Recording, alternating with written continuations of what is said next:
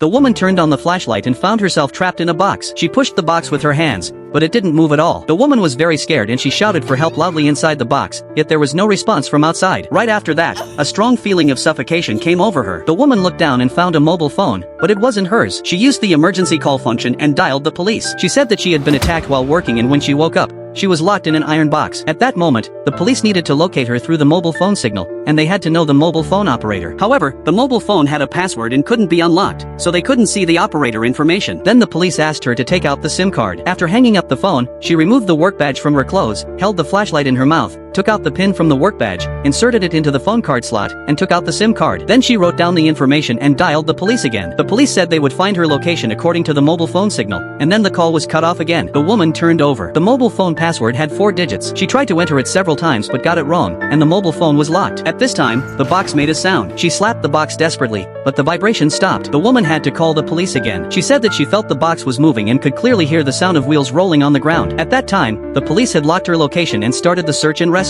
Based on the location signal, the police found that she was very likely locked in a church. The woman finally saw hope, but after waiting for 20 minutes, there was still no sign of rescue. She asked the police, and they told her that they couldn't find her trace in the church, so they planned to give up. The woman was completely desperate and started hitting the box continuously, but it was of no use. Then she took out the mobile phone and entered 4 ones. This time, the phone actually unlocked. She called her husband, but no one answered. At that time, the battery of the mobile phone was almost dead. She began to leave a last message for her husband. Soon, a beeping sound came and the mobile phone was completely out of power. Suddenly, there was light and the box was opened. The woman got up. Her colleague said that it was a human brain test led by the woman herself, but soon she realized that it was all an illusion and she was still trapped in the iron box. It turned out that the strong feeling of suffocation the woman had was because the doctor had inserted a laryngoscope. The feeling that the box was moving was actually the doctor pushing the hospital bed in the hospital, and the illusion of the light she saw was the doctor observing her eyes. The woman was now in a vegetative state, and her consciousness was trapped in that iron box and could never get out.